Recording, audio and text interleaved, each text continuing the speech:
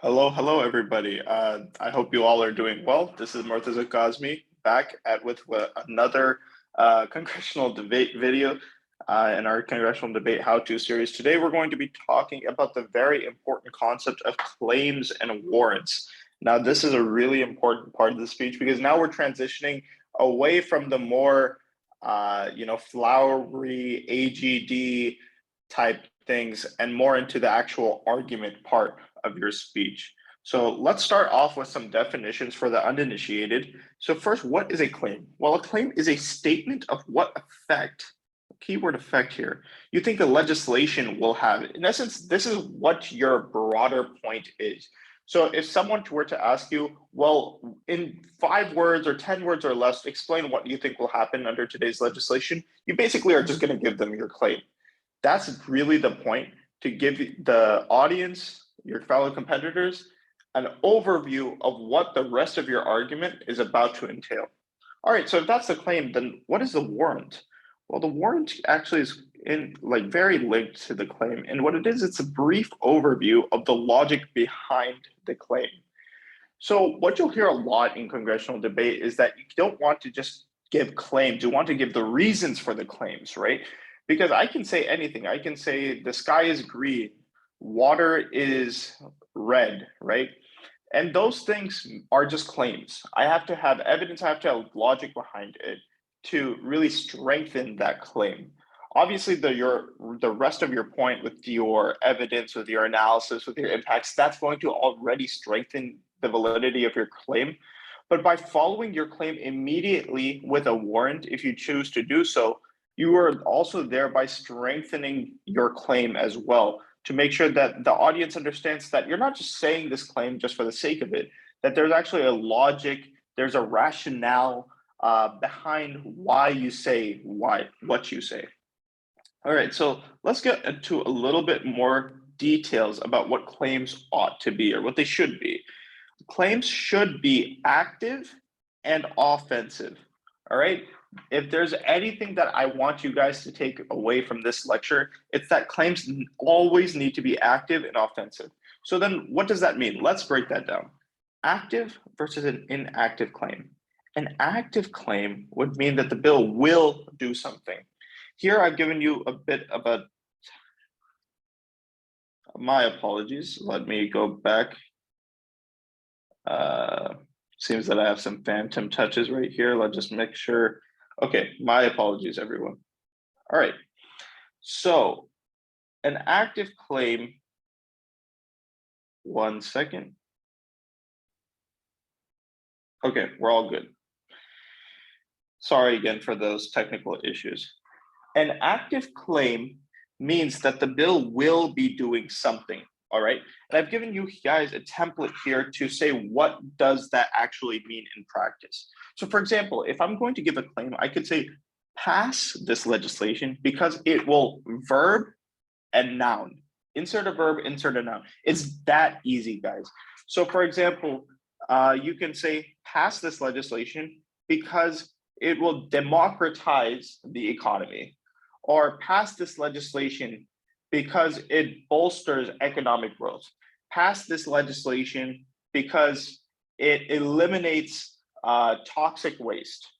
Some things like that. So you have a verb, very strong word, right? Really want to use our SAT vocabulary here, and then a noun, like what is the subject, what is going to happen, who is receiving the verb, right? So that's what active is. That's what we want. We want it to be active because you can use the verb increase, decrease, revolutionize, like I mentioned, and noun should be the word subject. The reason that you want your claim to be active is, one, it makes it shorter, so it's more to the point. Two, it shows that the bill is actually going to have an effect. One thing you don't want to do is say like, oh, the bill is not going to do anything, especially on the negation. It's very easy to just say that the bill is going to be non-unique, bill won't do anything.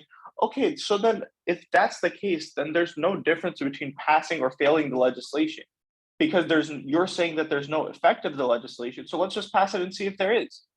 So what you want to do is instead on the negation, for example, show no, it's not just that the bill won't do anything. It's that the bill is actively harmful for society.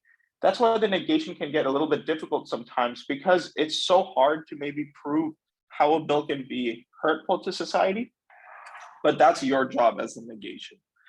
So remember, always want to have an active claim, and we can use this template. Okay, then what about offense and defense? Well, offensive is showing that your side is right. Okay, offensive is showing that your side is right. Defensive, on the other hand, is showing that the other side is wrong. All right. So that's kind of the difference between offense and defense. Offense, you're right. Defense, they're wrong. Right. So what does that mean for our claims? Well, that means that we want to avoid defensive claims. We want to avoid this bill fails, neglects, things like that, perpetuates, continues. Okay, why do we want to avoid defensive claims? Defense is really good for refutation, right? You can show that the other side is not doing something, but it leads to the same problem as if your claim was non-active, as if your claim was just saying like, oh, this bill is not going to lead to anything.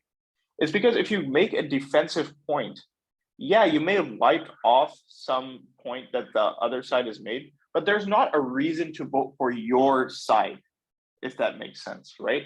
Because all you're just saying is that the other side is wrong. You're not showing what the bill will do if you're on the app for the positive or if you're on the neg for the negative. So you need to show that offense through your points by making your claims offensive, and thus the rest of your points being offensive points.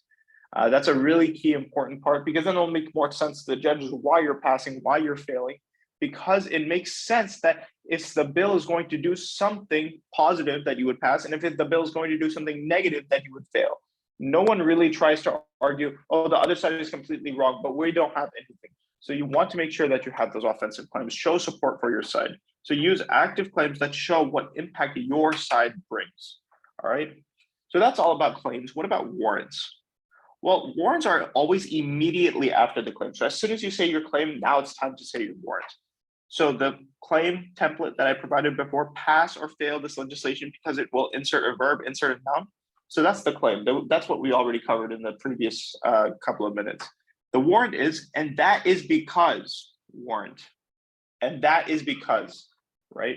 That is because is a great segue because it introduces that you're about to talk about the logic or the rationale of your point, right?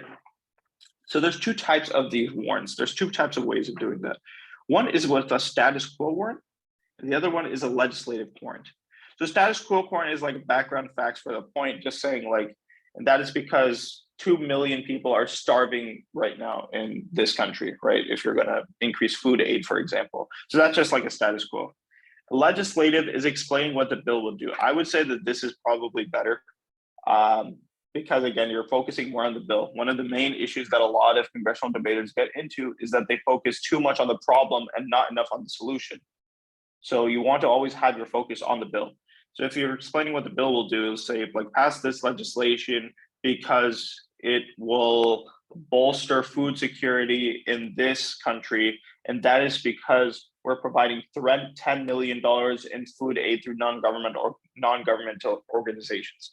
So, and that is because explaining what the bill is doing, that's really helpful for the judges. Now, I will preface this by saying that an explicitly said warrant is not necessarily required, but every point must have logic to be effective. So what does that mean? I think as you develop your own style, some people tend to leave off an explicitly said warrant. That doesn't mean that they don't have logic behind their speeches. I would say, especially for everyone watching this video, you should always start off by giving your warrants immediately after your claims, regardless, especially the legislative part. You always need to explain what the legislation is doing. So you can consider that as a warrant.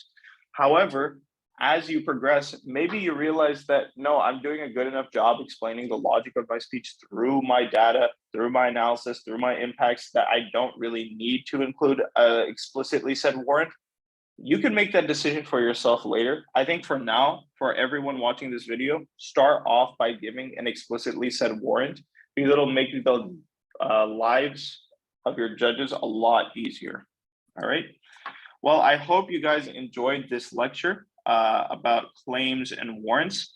Next time, we'll be talking about the really important aspect of an evidence and analysis in debate.